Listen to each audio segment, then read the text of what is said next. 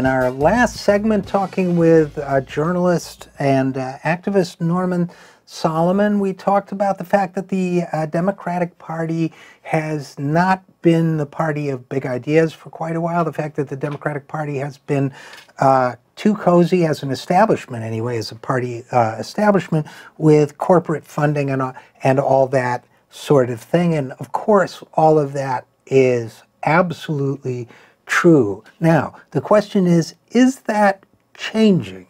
The party is considering unity reform rules that would dramatically change its own governance. Now, I happen to be a huge believer in that kind of thing because, and in those changes in particular, the Unity Reform Commission changes, because once you move a party towards democratic governance, you are now in a position where where you can develop support among that party's voters, and you can make that party something it hasn't been up to now, which is a true party of the 99%. I think that's really possible. I also am encouraged by the fact that more and more national political figures in the Democratic Party feel the need to sign on to some of the big ideas that would really change the equation in this society and in this economy and in this country and indeed in the world. Now, for example, as we've talked about on this program before, when I went to work for Bernie Sanders in early 2015, he was considered a long shot candidate at best. I remember friends of mine here in Washington, D.C. telling me, well, that's fine. That'll give you something to do for 3 or 4 months. What are you going to do after that? Well, we now know that that campaign went for considerably longer than 3 or 4 months and, in fact, changed American politics. And Bernie Sanders is now the most popular active politician in the country. So as a result, perhaps of that, perhaps as a result of some personal opinions as well, but Bernie Sanders' Medicare for All bill, which was introduced in, I believe, 2015 with not a single co-sponsor in the United States Senate, was reintroduced last year and had 16 Democratic co-sponsors, including all the major presidential possibilities or expected major presidential possibilities in the United States Senate on the Democratic side. So clearly something has changed when you can get Kamala Harris and Cory Booker and Elizabeth Warren and so many others, Kristen Gillibrand, to sign on to an idea that was considered outside the political pale just a year or two before, as Medicare for All was. Now,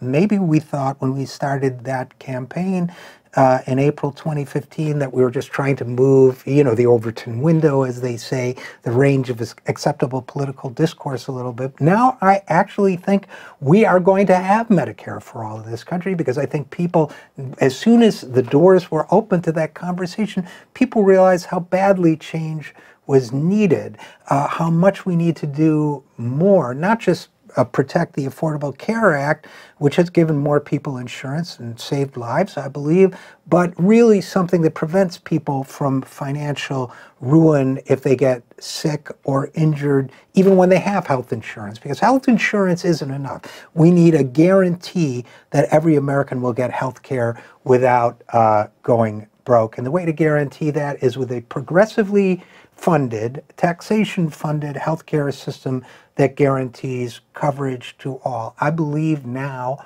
we will get that at some point in the future, and I certainly intend to devote a lot of energy and effort to making sure that we do have that at some point soon. And now there's another big idea coming down the pike. It's been discussed for a long time, and now Bernie has introduced, or says he's going to introduce, a bill that will provide a job guarantee, will guarantee a job to every American who wants one and can work on one. This is the next big idea. Now, I talk to people, and they tell me it sounds a little crazy, that what you can't do that. You can't give, the estimates are 11.6 million Americans. You can't just give them a job if they want one. There's not enough work to do. There's not enough money in the federal government. There's not enough this. There's not enough that. And people are saying, well, maybe this is good as a way to move the needle, the way they were talking about Medicare for All a couple years ago. And maybe. but maybe it is something we can do. You know, the idea has been around for a long time.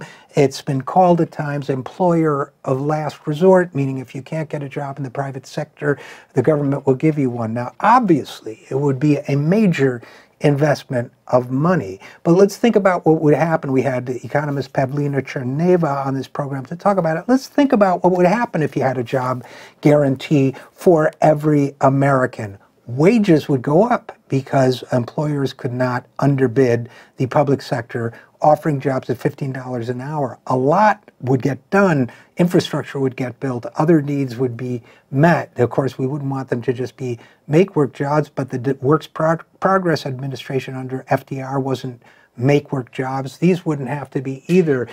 We would have an upsurge of middle-class income growth and prosperity. Middle-class people, unlike rich people, when they get money, they spend it. We would have an economic boom. That economic boom would lift everything. That economic boom would create more income that would lead to the payment of more taxes, and the whole cycle of growth would begin again. So don't be so quick to dismiss the idea. It just might be coming.